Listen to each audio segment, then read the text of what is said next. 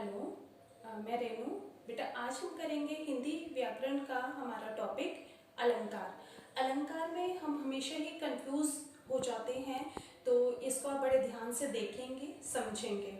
अलंकार दो शब्दों के मेल से बना है, अलम और कार। अलंकार दो शब्दों के मेल से बना, अलम और कार। अलम शब्द का अर्थ होता है शोभित करना, सजाना, और कार मतलब कृत, करने वाला, मतलब किसी भी चीज को सुंदर करने वाला, उसकी सजावट को बढ़ाने वाला। अलंकार शब्द का अर्थ देखें तो हम एक तरीके से गहना भी होता है।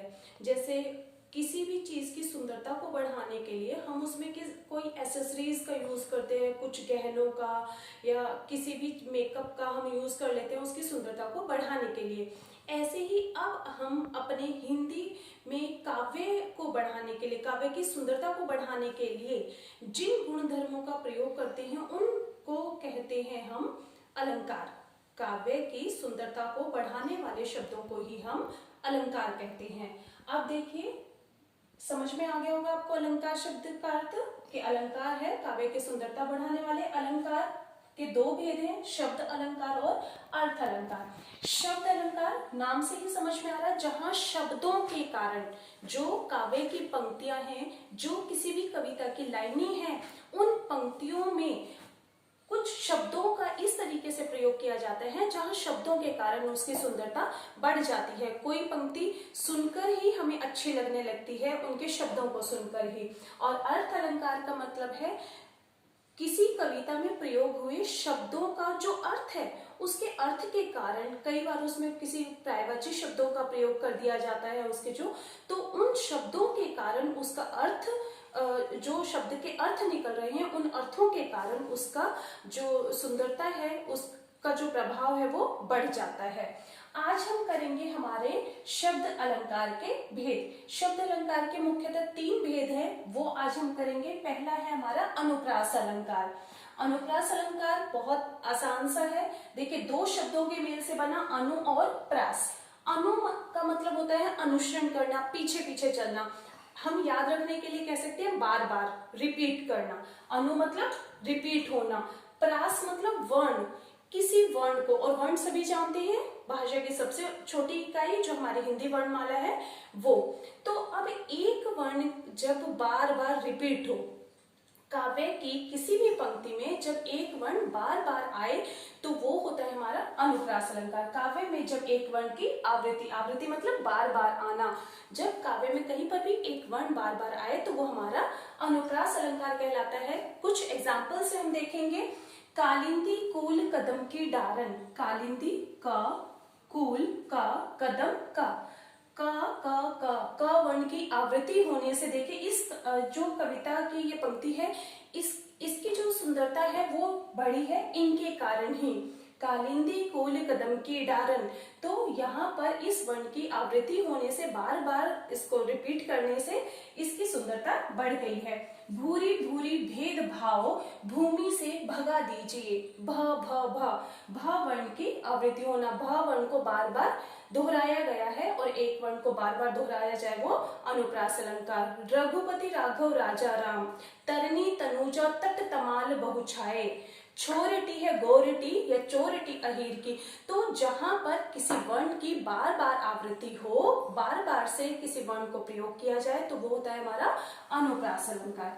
दूसरा है हमारा यमक अलंकार। यमक अलंकार, अब देखिए यहां हमें ध्यान रखना है, यहां थी हमारी अनुप्रास में वर्ण की आवृत्ति, और यमक अलंकार में जब शब्द की आवृत्ति होती है, एक ही शब्द हमारा एक से अधिक बार प्रयोग हुआ, 2 बार या 3 बार, पर उसके अर्थ अलग होते हैं। दोनों बार उस शब्द का अर्थ हमारा एक जैसा नहीं होता। काव्य में जब एक शब्द एक से अधिक बार आए और उसके अर्थ अलग अलग हों तो वो होता है हमारा यमक अलंकार। जैसे देखिए, रति रति शोभा सब रति के शरीर की।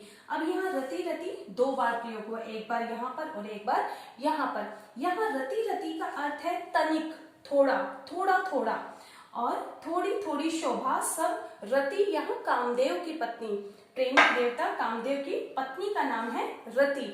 तो रति के शरीर की सुंदरता का वर्णन किया गया है कि थोड़ी थोड़ी सी वो ऐसी लगती थी जैसे रति जितनी सुंदर हैं उनके शरीर की थोड़ी थोड़ी सी आभा उसमें झलक रही थी। काली घटा का घमंड घटा, काली घटा काले बादल, घमंड घटा। अब यहाँ घटा जब दोबारा प्रयोग हुआ तो वो घटना मतलब कम हो जाना, ठीक है। कनक कनकते सो गुनी, मादकता अधिकाय। तो कनक कनक गेहूं धतूरा, ठीक है। और जहां एक ही शब्द हमारा दो या तीन बार आया और उसके अर्थ भी अलग अलग हुए तो वो हमारा हमेशा ही यमक अलंकार होता है। तीसरा हमारा है शब्द अलंकार का भेद, श्लेष अलंकार। श्लेष शब्द का अर्थ होता है कुछ छिपा हुआ होना, चिपका हुआ होना। जहां काव्य में एक ही शब्द प्रयोग तो वो एक बार हुआ पर किसी पंक्ति के संदर्भ में, किसी विषय के संदर्भ में उसका अर्थ एक से ज्यादा हो जाता है।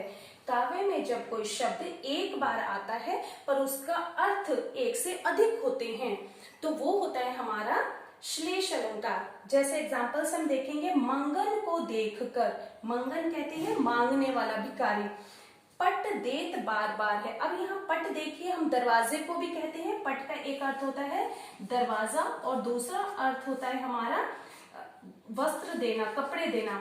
कि जब हम भिखारी को देखकर या तो दरवाजे को बार बार देना बंद कर देना और या फिर उसको भिक्षा में उसको या भीख के रूप में उसको वस्त्र देना, कि भिखारी को देखकर, मांगने वाले को देखकर दरवाजे बंद कर दिए जाते हैं और या फिर भिखारी को देखकर उसको वस्त्र दे दिए जाते हैं। तो जहां एक शब्द के एक से अधिक अर्थ होते हैं वो हमारा होता है श्लेष अलंकार। ऐसे ही दूसरा एक और अलंकार, जैसे सुबरन को ढूंढत फिरत कवि व्याभिचारी चोर। सुबरन, जब हमने ये सुबरन शब्द लिखा, सुबरन को ढूंढत फिरत कवि व्याभिचारी चोर, तो कवि व्याभिचारी और चोर के संदर्भ में इस सुबरन का अर्थ अलग अलग हो जाता है। कवि कौन से सुबरन को ढूंढेगा? सुंदर वर्ण को, सुवर्ण, सुंदर वर्ण को, सुंदर अक्षरों को। कवि हमेशा अपनी रचना के लिए सुंदर वर्णों को ढूंढेगा। व्याभिचारी, व्याभिचारी किसको ढूंढेगा? सुंदर वर्ण। अब यहाँ सुंदर काया से, ठीक है, सुंदर काया। अब चोर, चोर सुवर्ण मतलब ये सुवर्ण, सुवर्ण सोने को भी कहते हैं, स्वर्ण को। तो ये कवि जो चोर है वो किसको ढूंढेगा? सोने को। तो तीनों के संदर्भ में एक ही शब्द के तीन अर्थ हो गए। तो ये हुआ हमारा श्लेष अलंकार। आज के लिए अभी इतना ही और इसके साथ मैं आपको वर्कशीट भी दे दूंगी। धन्यवाद बेटा।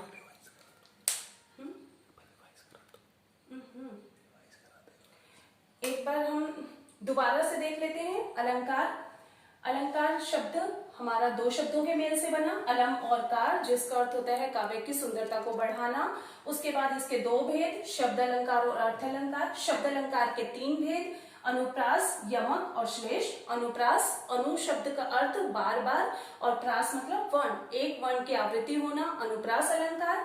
जहां शब्द की आवृत्ति हो वो यमक अलंकार और जहां एक शब्द के एक से अधिक अर्थ हो वो हमारा श्लेष अलंकार। मेरे ख्याल से आज आपको ये समझ में आ गया होगा। अगली नेक्स्ट वीडियो में हम देखेंगे अर्थ अलंकार के भेद। धन्यवाद बच्चों।